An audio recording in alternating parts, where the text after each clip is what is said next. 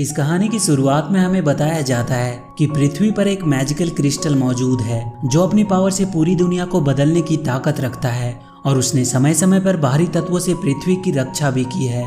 लेकिन समय के साथ हर कोई ताकतवर बनना चाहता है और इसीलिए उस पावरफुल क्रिस्टल को पाने के लिए राजाओं के बीच में एक जंग छिड़ गई है। हालांकि वो मैजिकल क्रिस्टल जिस राज्य के पास है उसका नाम लूसिस है। वहाँ का राजा रेजिस एक सच्चा और नेक राजा है जिसकी वजह से अभी तक मानव जाति का अस्तित्व सलामत है। लेकिन नेफेलाइम नाम का एक साम्राज्य सदियों से उस मैजिकल क्रिस्टल को हासिल करना चाहता है ताकि वो उसकी पावर की मदद से इस दुनिया पर राज कर सके।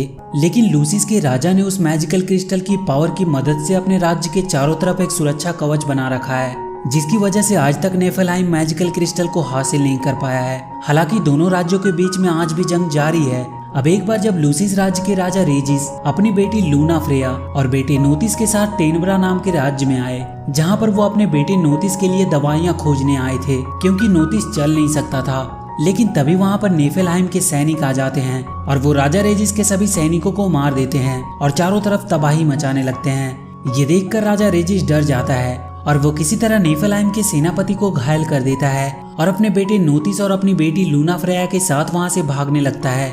लेकिन उसकी बेटी अपने पिता के साथ नहीं भाग पाती है और उसे नेफेलाइम के सैनिक कैद कर लेते हैं। लेकिन राजा रेजिस किसी तरह से अपने बेटे नोतिस को लेकर वहां से भागने में सफल रहता है। इसके बाद हम 12 सालों के बाद का समय देखते हैं जहां पर आज भी लूसिस और नेफेलाइम साम्राज्य के बीच में जंग जारी है। अगले सीन में हम निक्स और लिबर्टस को देखते हैं जो बाकी के सैनिकों के साथ मिलकर नेफेलाइम राज्य के सैनिकों के साथ लड़ रहे होते हैं और उन्हें अपने राज्य में घुसने से रोक रहे होते हैं। वहीं क्रो नाम की एक लेडी सोल्जर अपने बाकी के लेडी सोल्जर के साथ मिलकर वहां मैजिकल पोर्टल बनाती है और उसकी मदद से वो नेफेलाइम के सैनिकों को रोकने की कोशिश कर रही होती है। अब काफी देर के युद्ध के बाद नेफेलाइम अपने सबसे पावरफुल क्रिएचर को मैदान में उतार देता है जिसकी वजह से निक्स की सेना हारने लगती है और इनकी सेना के कमांडर ड्रेटस अपनी सैनिकों को पीछे हटने को बोलता है। लेकिन जब निक्स देखता है कि उसका दोस्त लिबर्टस एक चट्टान के नीचे दबा हुआ है और मॉन्स्टर क्रिएचर लगातार लिबर्टस की तरफ बढ़ रहा है तो वो अपनी जान पर खेलकर उस मॉन्स्टर पर हमला कर देता है और अगले ही पल वो चट्टान टूटने की वजह से मॉन्स्टर के साथ लिबर्टस उस खाई में गिरने लगता है। लेकिन निक्स अपनी टेलीपोर्टेशन की पावर की मदद से लिबर्टस को लेकर वहां से निकल जाता है और वो मॉन्स्टर गहरी खाई में नीचे गिर जाता है। इसके बाद लिबर्टस को इलाज के लिए अस्पताल भेजा जाता है क्योंकि उसके पैरों के ऊपर चट्टान गिरने की वजह से वो घायल हो चुका था।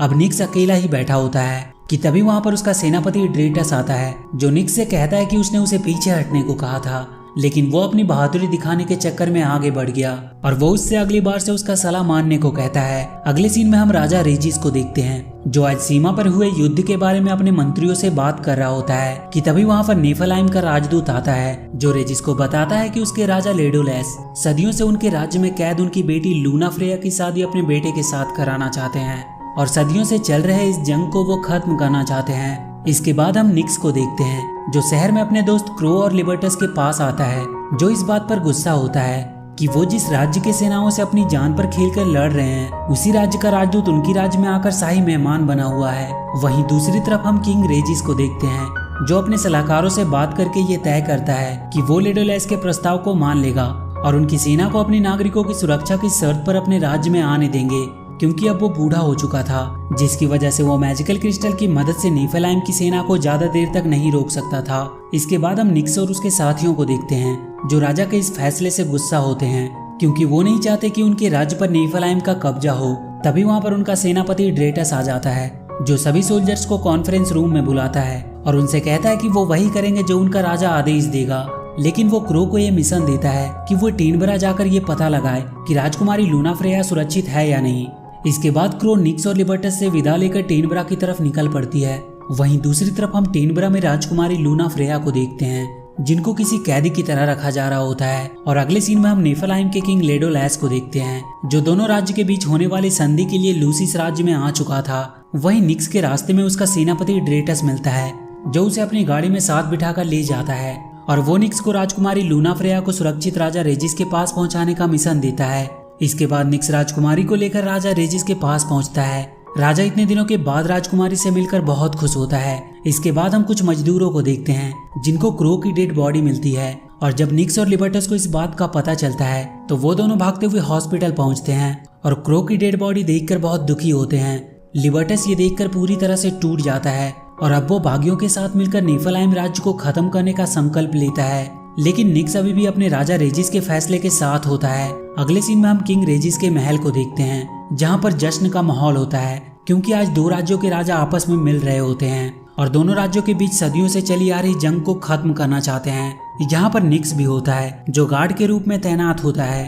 अब यहाँ पर राजकुमारी लूना फ्रेया निक्स के पास आती है और खुद को सुरक्षित महल तक पहुँचाने के लिए उसे धन्यवाद कहती है। इसके बाद निक्स राजकुमारी को वह हेयर बैंड देता है, जो क्रो राजकुमारी को देना चाहती थी लेकिन दे नहीं पाई। राजकुमारी क्रो के मौत की खबर सुनकर बहुत दुखी होती है। वहीं दूसरी तरफ हम लिबर्टस को देखते हैं, जो शहर में बागियों के साथ मिलकर निफलहेim के खिलाफ लड़ने का प्लान बनाता है।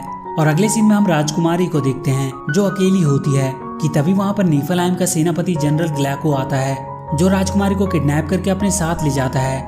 अगले दिन जब निक्स महल की पहरेदारी कर रहा होता है, तभी उसे पता चलता है कि राजकुमारी महल से कहीं गायब है। ये खबर मिलते ही निक्स पूरे शहर में राजकुमारी को ढूंढने लगता है। वहीं दूसरी तरफ हम निफलहेim के किंग लेडोलैस को देखते हैं, जो अपने लोगों के साथ किंग रेजिस के महल की तरफ बढ़ रहा होता है, क्योंकि आज दोनों राज्यों के बीच में संधि होने वाली होती है। अब निक्स को पूरे शहर में कहीं भी राजकुमारी का कोई पता नहीं चलता है। तभी निक्स का एक जासूस उसे बताता है कि उनके राज्य के उत्तरी इलाके में निफलहेim ने अपने बड़े बड़े शिप्स और आधुनिक हथियार को तैनात कर रखा है। ये खबर सुनते ही निक्स को समझ आ जाता है कि निफलहेim का किंग उनके राज्य में शांति समझौता करने नहीं, बल्कि मैजिकल क्रिस्टल को हासिल करने आया है, क्योंकि मैजिकल क्रिस्टल के द्वारा बनने वाले कवच की वजह से वो कभी भी युद्ध करके यहाँ पर नहीं आ सकता था। इसीलिए वो शांति समझौता का बहाना बनाकर यहाँ आया है और मौका मिलते ही वो उस क्रिस्टल को लेकर यहाँ से चला जाएगा और उस मैजिकल क्रिस्टल के अपने जगह से हटते ही यहाँ का सुरक्षा कवच भी टूट जाएगा, जिसकी वजह से वो लोग बहुत ही आसानी से लूसिस राज्य पर कब्जा कर लेंगे। ये पता चलते ही निक्स सिक्योरिटी गार्ड्स को हटाते हुए किंग रेजिस के पास पहुंचता है और उन्हें पूरी बात बताता है। उसकी बातें सुनकर रेजिस निक्स को अपने सोल्जर के साथ निफलहेim के टैंकों पर हमला करने का आदेश देता है। इसके बाद निक्स अपने साथियों को लेकर निफलहेim के आधुनिक टैंकों के पास पहुंच जाता है और उनके ऊपर हमला कर देता है। वहीं दूसरी तरफ दोनों राज्य के किंग आपस में मिल रहे होते हैं। इसके बाद हम निक्स को देखते हैं, जो अपने सोल्जर्स के साथ टेलीपोर्टेशन की पावर की मदद से उस शिप के अंदर पहुंच जाता है, जहां पर जनरल ग्लैको ने राजकुमारी को रखा होता है। इसके बाद निक्स के सोल्जर और जनरल ग्लैको के सोल्जर के बीच में एक खतरनाक फाइट शुरू हो जाती है। यहाँ पर निक्स के कुछ साथी उसे धोखा दे देते हैं और अपने ही लोगों को मारना शुरू कर देते हैं, लेकिन निक्स किसी तरह उन लोगों से लड़कर राजकुमारी को वहां से निकालने की कोशिश कर रहा होता है। वहीं दूसरी तरफ हम किंग रेजिस को देखते हैं, जिन्हें जब पता चलता है कि निक्स राजकुमारी तक पहुंच चुका है और राजकुमारी को निफलहेim के लोगों ने ही कैद कर रखा होता है, तो वो निफलहेim के किंग और उनके लोगों पर हमला कर देता है। लेकिन वो उनके सामने टिक नहीं पा रहा था, क्योंकि बूढ़े होने की वजह से उनकी पावर कम हो गई थी।